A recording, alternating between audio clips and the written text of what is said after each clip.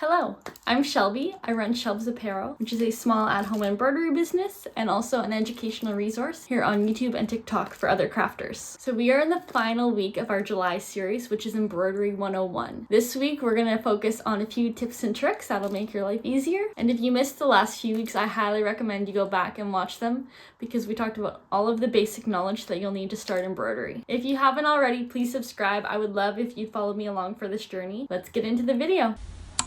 Tip number 1, measuring your stabilizer. This might seem pretty simple, but the easiest way that I find to measure my stabilizer so I'm not using too much or too little is to just put my hoop on top and give about 1 inch on each side. Tip number 2, I use T-pins on the long edges of my hoops, give it a little bit more stability and to prevent the fabric from kind of slipping through those gaps.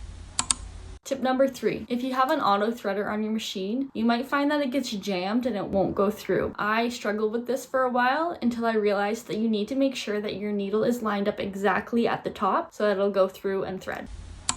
Tip 4, whenever you embroider on a knit material, something fluffy, something that will pull the thread down in and make it harder to see, you want to use a water-soluble topper so that the stitches sit on top and they're visible.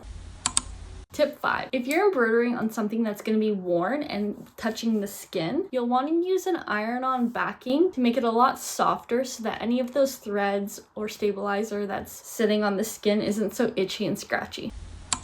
Tip number 6, if your hoop's feeling a little bit loose or your registration seems off at all, check to make sure that the screws on the side of the hoop are tight. The vibration of the embroidery machine will loosen them over time to the point that they can actually just fall out. Tip 7 is that if you're doing big bulky items such as hoodies, things like that, I just use big hair clips to clip the bulk of the fabric together and then it's not getting pulled on anything or weighing down the machine as it runs. Tip number 8 is that different fabrics embroider better if you have the right needle. The standard embroidery needle would be a 7511, which was what I use for most things. But if you have a thicker material such as a denim or a vinyl or something like that, you might need to go up to a 90. You can also get specialty needles such as ballpoint, which are good for stretchy t-shirt material.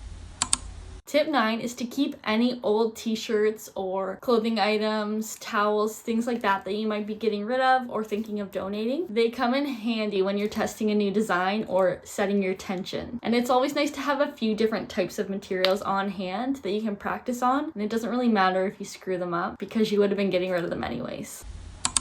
And the last tip is to do some in the hoop projects. These are a great way to learn embroidery. They're little projects that are done within the embroidery frame and they turn out so cute. We'll be going over 4 different in the hoop projects in the month of August, so stay tuned for that. I hope you enjoyed this video and learned at least one new tip. My question for the day is, what has been your favorite or most helpful embroidery tip? Please leave it in the comments for others to look at. If you liked this video, I would really appreciate if you would like it, comment, and subscribe. And if you turn the notifications on, you'll be notified when I post a new video. In August, we'll be tackling those in the hoop projects, so stay tuned and follow along. I'll be giving you free designs to practice with every video. Bye for now, friends.